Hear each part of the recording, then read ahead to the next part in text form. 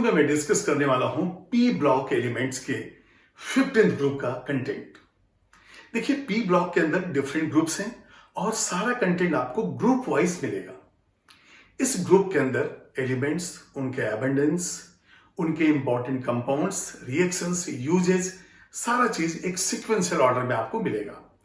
और जैसे मैंने आपको पहले बताया कि मेरे वीडियोस के अंदर लास्ट में आपको कुछ इंपॉर्टेंट क्वेश्चंस भी मैं डिस्कस करता हूं। मेरा एम ये है कि जब एक चैप्टर कंप्लीट हो तो उस समय आपके पास नियरली 150 क्वेश्चंस का एक डिस्कशन साथ में हो जाए, ताकि आपको जो है इजी हो जाए कंटेंट। और हर वीडियो में कुछ ना कुछ क्वेश्चंस डालता हूं ताकि आप उसको वॉच करने के बाद आप देखें कि कितना उस चीज को आप समझ सकें, और यदि एक कंटेंट है तो इस पे क्वेश्चंस कैसे बनेंगे। क्वेश्चंस में मल्टीपल चॉइस हो सकते हैं, इंटीजर टाइप हो सकते हैं, मैचिंग हो सकते हैं, जो भी डिफरेंट टाइप्स के मॉडल्स क्वेश्चंस के होते हैं वो मैं आपको डिस्कस करूंगा। देखिए, पी ब्लॉक के अंदर जो 15th ग्रुप है, ये 15th ग्रुप IUPAC सिस्टम के अनुसार है। यदि हम यूएस सिस्टम देखें तो ये 5th A ग्रुप है, और यूरोपियन सिस्टम देखें तो 5th B ग्रुप है। हम फॉलो कर रहे हैं US system and IUPAC system, इसलिए ये 5th A ऑब्लिक 15 ग्रुप।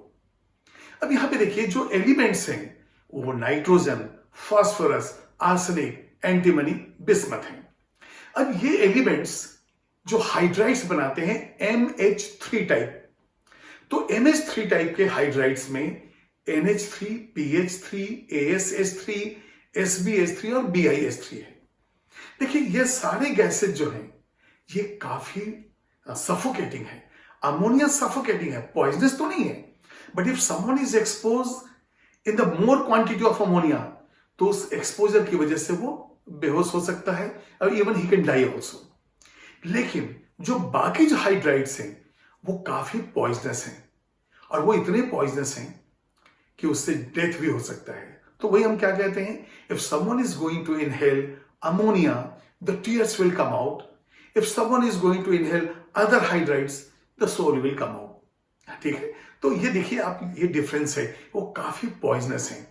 अब पॉइजनस की वजह से ही नाम दिया गया इनको निट्रोजन्स। इस निट्रोजन में देखिए आप, P एंड C ये जो है साइलेंट है, ये निट्रोजन्स नहीं है, ये निट्रोजन्स है। और अब हम देखेंगे एलिमेंट्स कौन कौन से हैं।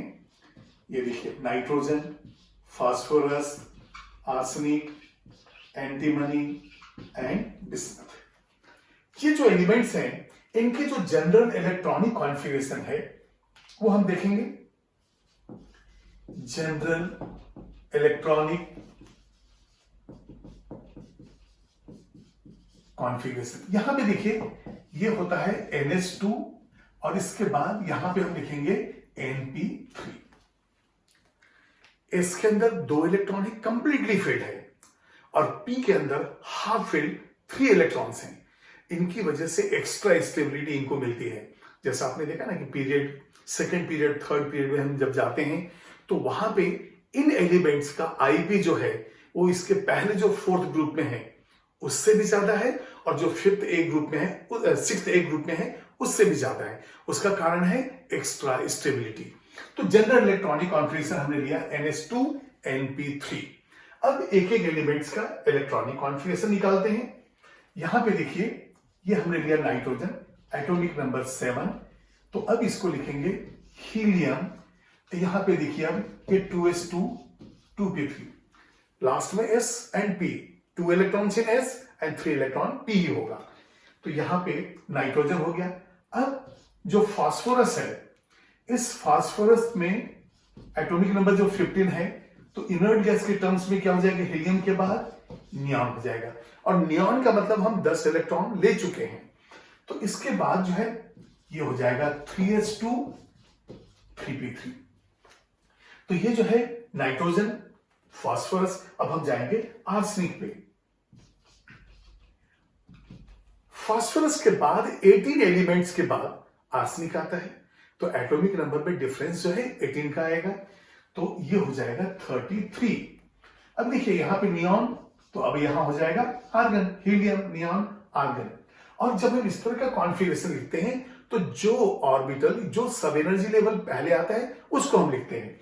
तो लास्ट में जो है ये क्या हो जाएगा, 4s2 4p3, 4s2 4p3। तो यहां पे आप ये कॉमा हटा भी सकते हैं, कंटिन्यूएशन है। ये हो जाएगा 3d10। ऐसा क्यों हुआ, क्योंकि second, third and fourth period में जब एस ब्लॉक था तो वहां पे 4s1 और 4s1 4s2 आ गया, और उसके बाद स्कैंडियम से डी ब्लॉक स्टार्ट होता है, तो वहां पे 3d में इलेक्ट्रॉन्स भरना शुरू होता है। तो 3d1 से लेकर 3d10 तक 10 एलिमेंट ऐसे भर जाते हैं। तो 3d10 हो जाता है, और उसके बाद फिर हम जाते हैं 4p3। यदि मैं इस तरह से कॉन्फ़िगरेशन न लिखूं तो मुझे लिखना पड़ेगा 4s2 3d10, फिर लिखना पड़ेगा 4p3। तो इसको हम ऐसा लिख सकते हैं, ये हो जाएगा 4s2 3d10, 4s के बाद 3d गए और उसके बाद फिर 4p3। लेकिन जब आप in terms of inert gas लिखते हैं तो जो ऑर्बिटल पहले आता है वो हम लिखते हैं। तो ये हो गया आर्सेनिक। अब इसके बाद हम देखेंगे एंटीमनी। अब बताइए 18 एलिमेंट्स का जो है, अब ये फोर्थ पीरियड था, ये फिफ्थ पीरियड में फिर जो है 18 एलिमेंट्स का डिफरेंस आएगा, एटॉमिक नंबर 18 का डिफरेंस आएगा। तो ये हो जाएगा 51। हीलियम, नियॉन, आर्गन, तो यहां पे क्या आ जाएगा, क्रिप्टॉन। और जैसे ये 3d10 है, अब हो जाएगा ये 4d10, 5s2 5p3।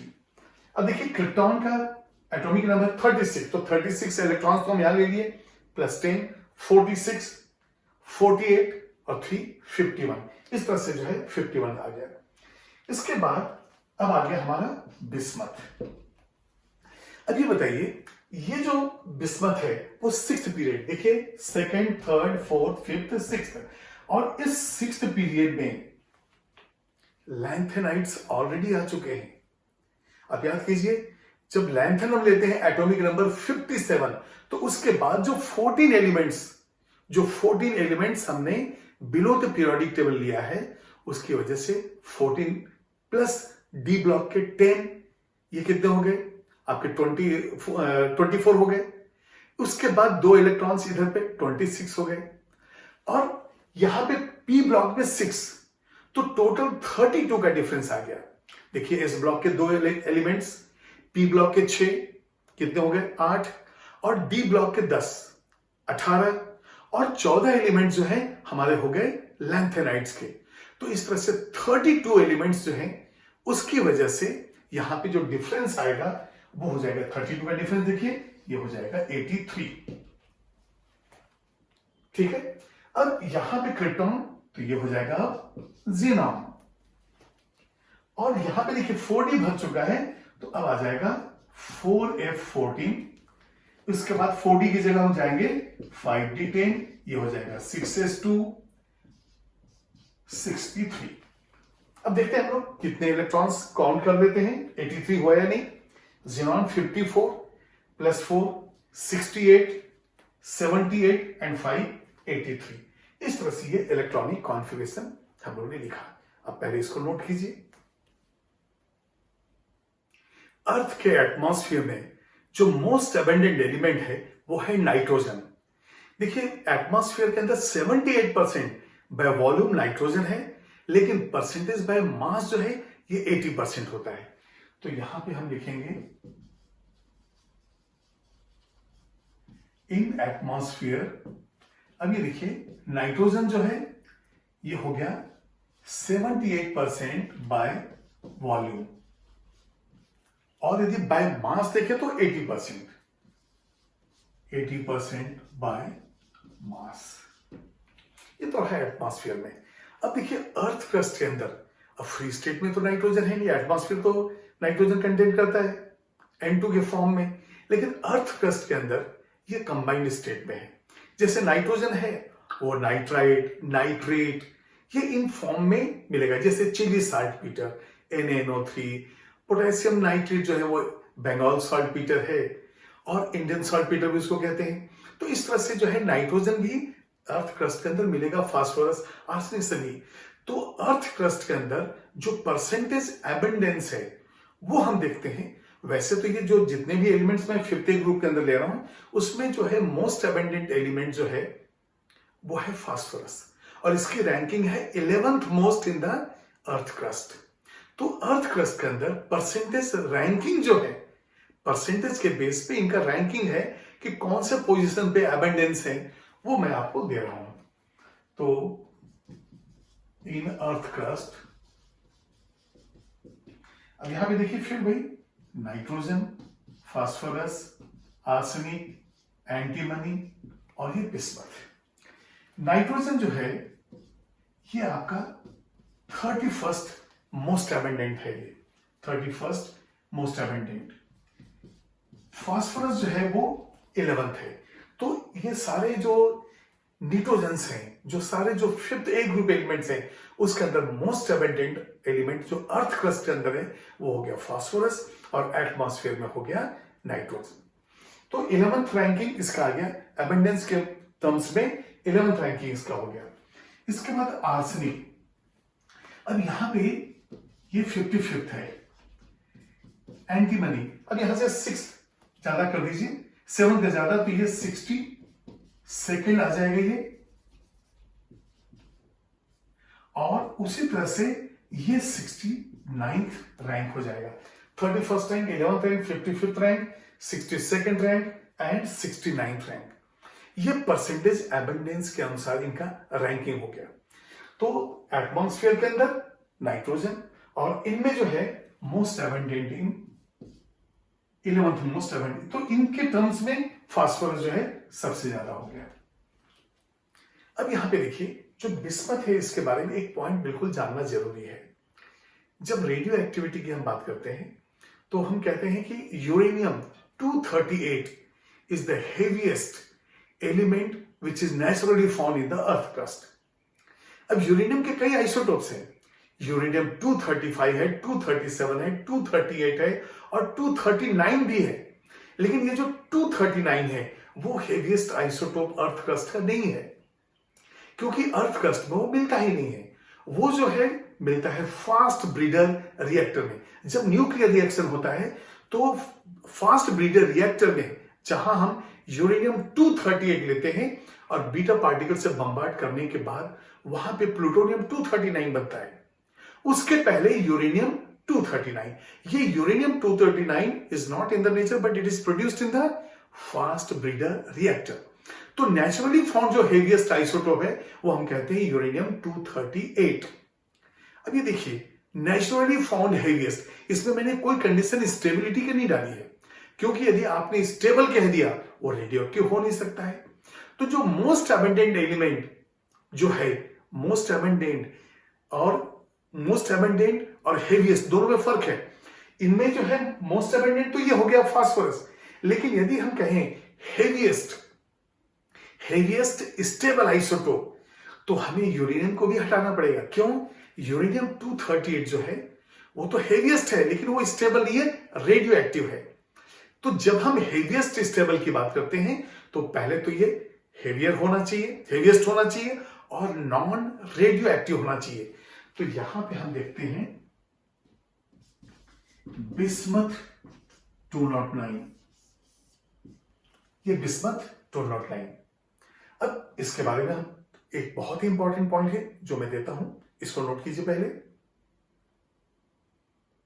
जो नेचुरली फाउंड हेवीएस्ट आइसोटोप है वो है हमारा यूरेनियम 238। इसमें कोई कंडीशन नहीं है कि रेडियो एक्टिव होना चाहिए या नहीं होना चाहिए, नेचुरली फाउंड। अब इसको देखिए यहां पे सेकंड केस पे है स्टेबल हेवीएस्ट आइसोटोप। अब स्टेबल है तो रेडियो एक्टिव तो हो नहीं सकता, तो वहां पे हम लिखते हैं बिस्मथ 209। अब यहां पे देखिए जब हम लिखते हैं यूरेनियम तो 92U238, ये चार्ज एंड मास नंबर ऐसे भी लिख सकते हैं, डायगोनली ऐसे किसी तरह भी आप लिख सकते हैं। इसके बाद अब यहां पे देखिए 83 बिस्मथ 209 हमने लिया। 2003 तक हम ये मान के चलते थे कि बिस्मथ जो है वो रेडियो एक्टिव नहीं है, लेकिन 2003 में जब रिसर्च हुआ तो ये पाया गया कि बिस्मथ 209 ये भी रेडियो एक्टिव है। इसका मतलब प्रॉब्लम क्या हो गया?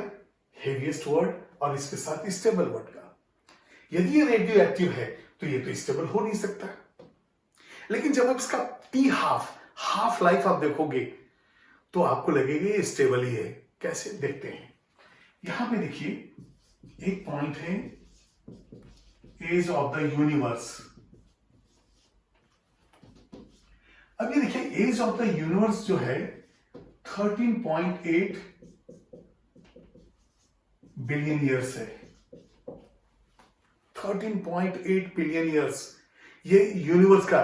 और यूनिवर्स का इसका मतलब जब बिग बैंग शुरू हुआ तो उससे अभी तक का जो टाइम पीरियड है वो हो गया 13.8 बिलियन ईयर्स।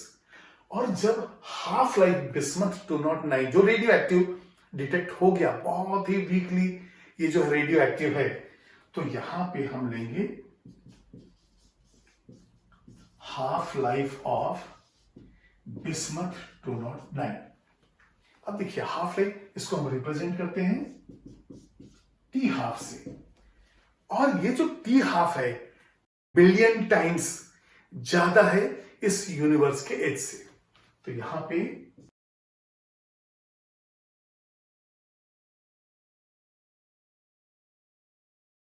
इसलिए अभी भी प्रैक्टिकली हम ये कहते हैं कि bismuth is the heaviest stable isotope या स्टेबल हेवीएस्ट आइसोटोप। तो बिस्मथ जो है यहां पे हेवीएस्ट हो गया। फास्फोरस हो गया मोस्ट एबंडेंट इन 5th ए ग्रुप, ये देखिए। और ये हो गया हेवीएस्ट स्टेबल, ये हो गया मोस्ट एबंडेंट इन एटमॉस्फेयर। तो ये जो है आप इसको नोट कीजिए। अब कुछ क्वेश्चंस जो परसेंटेज एबंडेंस के ऊपर, इलेक्ट्रॉनिक कॉन्फ़िगरेशन के ऊपर, इनसे जो रिलेटेड हैं वो मैं डिस्कस करने वाला हूं। तो देखिए पहला क्वेश्चन है which is the most abundant 15 group element in the earth crust. मैंने आपको रैंकिंग जो है सारे एलिमेंट्स का मैंने दिया है 5th ए ग्रुप के जो है। याद कीजिए नाइट्रोजन का रैंकिंग कौन सा था 31, फास्फोरस का 11। इसका हम जाते हैं फास्फोरस का आर्सेनिक, एंटीमनी और बिस्मथ में। तो यहां पे आर्सेनिक, एंटीमनी, बिस्मथ। आपको मालूम है कि ये कितना था 69th रैंक, ये कितना था 62 और ये कितना था 55। तो यहां जो है मोस्ट एबंडेंट का मतलब हो गया ये रैंकिंग में 11th है, इसलिए हमारा आंसर है phosphorus. In the atmosphere abundance of nitrogen by volume, nitrogen का एबंडेंस मैंने बाय वॉल्यूम बाय मास बताया है, जो बाय वॉल्यूम है वो है 78%। तो बाय वॉल्यूम है ये, इसलिए 78%। Which is the least abundant element among the 5th A group element in the earth crust? अब अर्थ क्रस्ट में ये पांचों एलिमेंट में जो है हमारा जो 69 रैंकिंग है इसका लिस्ट एबंडेंस हो गया। तो हमारा आंसर जो है ये अमंग द, ये जो है लिस्ट एबंडेंट। तो लिस्ट एबंडेंट के लिए आपका आंसर हो गया बिस्मथ। इसके बाद देखिए in the atmosphere abundance of the nitrogen by mass. अब मास आया तो बाय मास तो 80% है, आपका आंसर हो गया डी। फिर देखिए 15 ग्रुप एलिमेंट्स आर कॉल्ड। अब यहां जो ऑप्शन दिए हैं हेलोजेंस, हेलो का मतलब होता है सी साइड, जेंस का मतलब प्रोड्यूसेस, जो सी साइड से प्रोड्यूस हुआ वो तो हेलोजेंस है, 7th ए ग्रुप है। ये देखिए आप निट्रोजेंस, जो सफोकेटिंग वर्ड था निट्रोजेंस, तो हमारा आंसर है बी। अब चाइल्कोजेंस क्या है, ये ओर फॉर्मिंग एलिमेंट्स, वो 6th ए ग्रुप होता है। और एरोजेंस जो है इनर्ट गैसेस होता है, तो हमारा आंसर कौन सा है निट्रोजेंस, ये हो गया बी। 6th क्वेश्चन देखिए heaviest stable isotope in the periodic table. जैसे ये स्टेबल वर्ड आ गया इसका मतलब ये रेडियो एक्टिव तो नहीं हो सकता है, क्योंकि हेवीएस्ट तो आपको मालूम है यूरेनियम होता है, लेकिन वो स्टेबल नहीं होता, वो रेडियो एक्टिव है। तो यहां पे स्टेबल आइसोटोप वो हेवीएस्ट हम जाएंगे बिस्मथ पे, क्योंकि आपको मालूम है बिस्मथ 209 ये स्टेबल हेवीएस्ट है। उसके बाद है इलेक्ट्रॉनिक कॉन्फ़िगरेशन ऑफ एंटीमनीज, बहुत अच्छा क्वेश्चन है। इसके अंदर जो है D10 भी है, S2 भी है, P3 भी है। तो हमें ये देखना है कि कौन से इनर्ट गैस के टर्म्स में होगा। तो सबसे पहले एंटीमनी का एटॉमिक नंबर कितना होगा वो आपको देखना पड़ेगा। तो यहां देखिए नाइट्रोजन, फास्फोरस, आर्सेनिक, एंटीमनी 7, इस तरह से 8 का डिफरेंस, और यहां पे 18 का डिफरेंस 51 का मतलब ये होगा कि क्रिप्टॉन के टर्म्स में आएगा ये। तो क्रिप्टॉन जो हम देख लेते हैं कितना होता है 36। अब ये क्रिप्टॉन जो है किस पीरियड में है, helium, neon, argon, krypton 4th period में है। और तो ये क्रिप्टॉन 4th पीरियड में, और ये हमारा एंटीमनी जो है किस पीरियड में है, 2nd, 3rd, 4th, 5th, मतलब 5th पीरियड में होने की वजह से 5s और 5p इलेक्ट्रॉन्स भरेंगे और उसके पहले 4d जो है वो कंप्लीट होगा। इसका मतलब क्रिप्टॉन 4d10, 5s2, 5p3, ये जो है आपका आंसर हो जाएगा। अब देखिए आप 36, क्रिप्टॉन के 36 प्लस 10 46, और 46 और 5 51, एंटीमनी के 51 हो गए। क्रिप्टॉन जो है helium, neon, argon, krypton 4th period में है, इसलिए ये जो है 5s 5p आएगा और ये 4d हो जाएगा। तो आपका आंसर हो गया सी। उसके बाद देखिए naturally found heaviest element in the periodic table, naturally found heaviest, then you have to go for uranium. लेकिन यूरेनियम क्योंकि देखिए बिस्मथ तो स्टेबल वाला है, नेचुरली फाउंड है, कोई कंडीशन तो हमारे पास रेडियो एक्टिविटी का है नहीं कि नहीं होना चाहिए, तो हम जा रहे हैं यूरेनियम पे। लेकिन यूरेनियम 239, 238 में हम कंफ्यूजन में आ जाते हैं। तो आपको मालूम होना चाहिए ये जो है वो फास्ट ब्रीडर रिएक्टर में प्रोड्यूस होता है, अर्थ क्रस्ट में नहीं होता है। तो हमारा आंसर होगा यूरेनियम 238।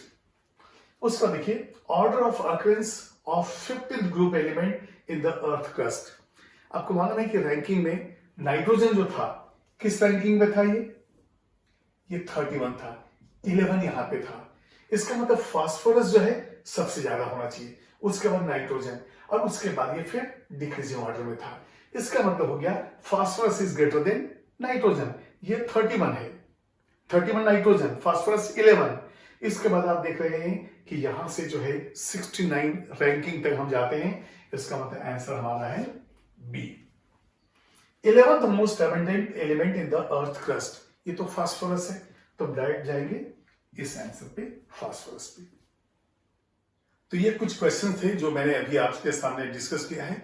नेक्स्ट वीडियो में आप देखेंगे ओर्स और मिनरल्स का लिस्ट जो नाइट्रोजन, फास्फोरस, आर्सेनिक, एंटीमनी इनसे रिलेटेड है।